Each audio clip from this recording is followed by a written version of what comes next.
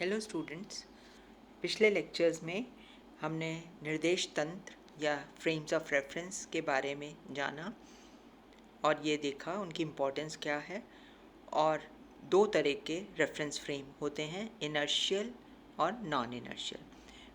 मतलब जड़त्वीय निर्देश तंत्र और अजड़त्वीय निर्देश तंत्र। जड़त्वीय निर्देश तंत्र या इनर्शियल फ्रेम्स जिसमें लॉ ऑफ इनर्शिया होल्ड करता है, जड़त्व का नियम सिद्ध होता है। और अजड़त्वीय निर्देश तंत्र या नॉन इनर्शियल फ्रेम्स जहाँ पे लॉ ऑफ इनर्शिया होल्ड नहीं करता। इनर्शियल फ्रेम्स के बारे में हम लोग पहले डिटेल में कर चुके हैं। आज हम लोग करेंगे नॉन इनर्शियल फ्रेम्स के बारे में। मैंने आपको एक ब्रीफ इंट्रोडक्शन में बताया था कि नॉन इनर्शियल फ्रेम्स होते हैं एक तो एक्सेलरेटेड फ्रेम्स और एक रोटेटिंग फ्रेम। तो पहले हम लोग एक्सेलरेटेड फ्रेम्स लेंगे, आभासी या छदम, स्यूडो या फिक्टिशियस फोर्स। तो अगर कोई पार्टिकल रेस्ट पर है और उस पर कोई फोर्स नहीं लग रहा, कोई बाह्य बल नहीं लग रहा, तो उसका एक्सेलरेशन ज़ीरो होगा। पर अगर एक्सेलरेटेड फ्रेम में कोई ऑब्जर्वर जो फ्रेम के ए एक्सेलरेशन के साथ मूव कर रहा है, तो उसको क्या दिखेगा कि जो पार्टिकल स्टेशनरी है, स्थिर है, वो माइनस ए एक्सेलरेशन से चल रहा दिखेगा।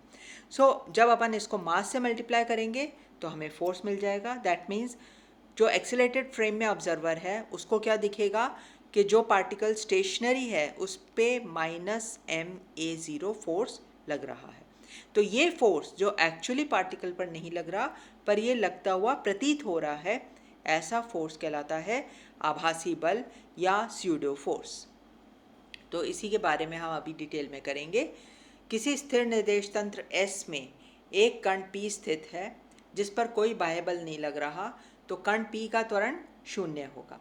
अब यदि तंत्र S' निर्देश तंत्र S के सापेक्ष a0 त्वरण से गति कर रहा है, तो तंत्र S' में कण P का त्वरण -a0 प्रतीत होगा। अर्थात तंत्र S' की त्वरित गति के कारण P पर एक बल -ma0 लगता हुआ प्रतीत होगा। इस बल को आभासी या छदम बल कहते हैं। ये बल वास्तव में किसी कण पर वास्तव में नहीं कार्य कर रहा, बल्कि निर्देश तंत्र की त्वरित गति के कारण लगता हुआ प्रतीत होता है। तो ऐसे बल को हम आभासी या छदम बल कहते हैं और ऐसे निर्देश तंत्र को अजड़त्वीय निर्देश तंत्र कहते हैं। So if on a particle P situated in a stationary frame S, an external force is applied, then the acceleration of P would be 0. अगर कोई external force नहीं है तो उसका acceleration 0 होगा. Now if frame S' is moving with an acceleration a0 with respect to frame S, then the acceleration of particle P in frame S' would appear to be minus a0. Due to accelerated motion of frame S', a force minus ma0 would appear to be acting on P. Now this force is known as pseudo or fictitious force. This force is not actually acting on particle P but appears due to the accelerated motion of the frame. Such frames are known as non-inertial frames. तो ऐसा force जो कण पर वास्तविक रूप में नहीं लग रहा, it is not actually acting on the particle but it appears to act due to the accelerated motion of the observer या ऑफ द फ्रेम। अब यदि कण पर जड़त्वीय स्थिर निर्देश तंत्र में वास्तविक बल Fr के कारण Ar त्वरण प्रेक्षित होता है। Now if the particle is stationary in a inertial frame, then there would be no acceleration. But if in the inertial frame the particle is being acted upon by a force which is actually acting, तो real force है Fr, and so the acceleration of the particle would be Ar. In that case Fr is equal to mar. अब त्वरित निर्देश तंत्र S' में कण पर लगा परिणामी बल क्या होगा? वास्तविक बल और आभासी बल.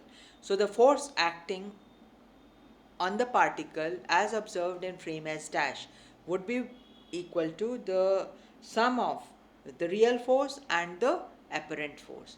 So total force F would be equal to Fr plus Fa. वास्तविक बल और आभासी बल, real force and apparent force. So Ma is equal to mar minus ma0. या a is equal to AR minus A0। तो ये example हम एक लिफ्ट के केस में लेंगे। लिफ्ट या तो ऊपर मूव करेगी या नीचे आएगी। तो यहाँ पे हम नीचे वाली डायरेक्शन को पॉजिटिव ले रहे हैं। तो पार्टिकल या बॉडी का जो भी मास है, वेट उसका जो होगा mg, वो नीचे डाउनवर्ड एक्ट कर रहा है, तो उसको अपन पॉजिटिव ले रहे हैं। अब हम दो केस ले रहे हैं। अगर लिफ्ट ऊपर जा रही है, तो जब ऊपर की ओर जा रही है से विद एन एक्सेलरेशन A0, तो उसका एक्सेलरेशन क्या हो गया माइनस A0, क्योंकि वो ऊपर की तरफ है। तो अब उसकी वजह से जो अपरेंट एक्सेलरेशन होगा वो होगा प्लस A0। तो जब लिफ्ट ऊपर की ओर जा रही है तो लिफ्ट में जो आदमी है उसका टोटल वेट, प्रभावी भार कितना होगा, mg तो उसका एक्चुअल और ma0 अपरेंट, तो mg प्लस ma0। सिमिलरली अगर लिफ्ट नीचे की ओर आ रही है तो अब उसका एक्सेलरेशन हो जाएगा लिफ्ट का A0, और उसकी वजह से बॉडी पर या आदमी पर जो अपरेंट एक्सेलरेशन होगा वो होगा माइनस A0। तो टोटल कितना हो जाएगा, F is equal to mg minus ma0। अब अगर लिफ्ट स्वतंत्रता पूर्वक गिर रही है, meaning it is freely falling, that means A0 कितना हो गया g, मतलब वो सिर्फ ग्रेविटी की वजह से नीचे गिर रही है। तो in that case A0 is equal to g। तो अब टोटल फोर्स कितना हो जाएगा, हमने क्या देखा था, mg माइनस ma0, और A0 भी g हो गया। तो अब क्या हो जाएगा mg माइनस mg, तो 0। उस स्थिति में आदमी का भार mg छदम बल ma0 के बराबर परंतु विपरीत होगा, जिससे परिणामी बल या भार शून्य हो जाएगा। ये अवस्था भारहीनता की अवस्था या वेटलेसनेस कहलाती है, because in that case the actual force is equal and opposite to the apparent force. तो टोटल फोर्स जो है इन दैट केस 0 हो जाएगा। ये वेटलेसनेस है। Now next we move on to the transformation in a rotating frame of reference। मैंने आपको बताया था दो तरह के फ्रेम्स नॉन इनर्शियल होते हैं, एक तो एक्सेलरेटेड और एक रोटेटिंग। तो अब हम rotating frame of reference, accelerated हमने देख लिया, अब हम लोग रोटेटिंग फ्रेम ऑफ रेफरेंस पे जाएंगे। सो घूर्णन गति करते हुए निर्देश तंत्र में रूपांतरण समीकरण हम निकालेंगे। एक चीज़ ध्यान रखिए, पहले वाले लेक्चर में हमने किया था कि एक रेफरेंस फ्रेम S इनर्शियल है और उसके रिस्पेक्ट में कांस्टेंट एंगल पर inclined reference frame S dash है, तो वो फ्रेम इनर्शियल होगा।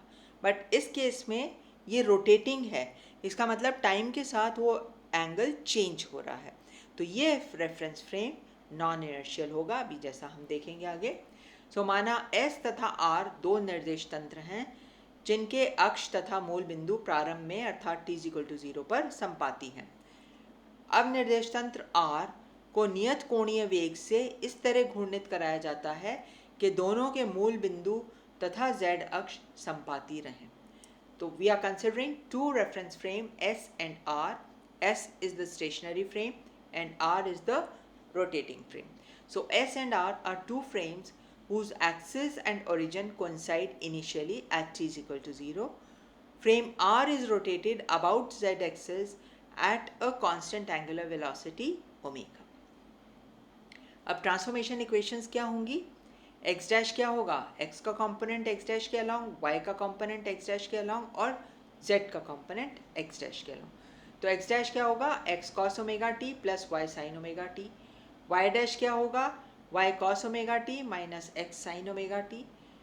दोनों में x और y में z के कंपोनेंट नहीं आएंगे बिकॉज z 90 डिग्री पर है, तो अगर हम cos 90 लेते हैं तो वो 0 आता है, और z dash is equal to z। तो ये तीन ट्रांसफॉर्मेशन इक्वेशंस होंगी। ये तो पोजीशन के हैं। अब हम ले रहे हैं ट्रांसफॉर्मेशन ऑफ डिस्प्लेसमेंट या विस्थापन का रूपांतरण।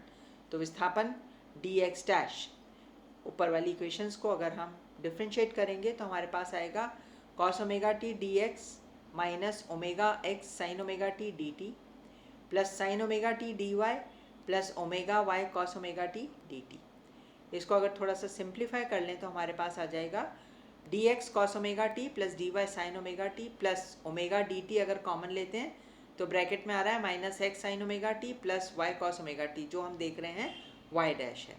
तो हमारे पास रिलेशन आ जाएगा D X dash is D X cos omega T plus D Y sine omega T plus omega Y dash D T. Similarly D Y dash की भी हम एक्सप्रेशन निकाल सकते हैं, D Y cos omega T minus D X sine omega T minus omega X dash D T, और D Z dash तो D Z के बराबर है। अब अगर हम ट्रांसफॉर्मेशन ऑफ वेलोसिटी निकालना चाहें तो वेलोसिटी क्या होगी, D X dash by D T, D Y dash by D T and D Z dash by D T. तो D X dash by D T क्या हो जाएगा, D X by D T cos omega T plus D Y by D T sine omega T plus omega Y dash. तो U X dash is equal to U X cos omega T plus U Y sine omega T plus omega Y dash. Similarly D Y dash क्या हो जाएगा, D Y by D T cos omega T minus D X by D T sine omega T minus omega X dash. तो U Y dash is U Y cos omega T minus U X sine omega T minus omega X dash, और U Z dash तो U Z के बराबर है। तो ये transformations हैं velocity के, वेग के रूपांतरण समीकरण है।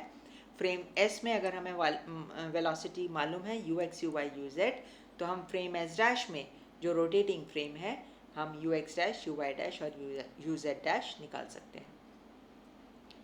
नेक्स्ट हम लोग करते हैं त्वरण का रूपांतरण या ट्रांसफॉर्मेशन ऑफ एक्सेलरेशन।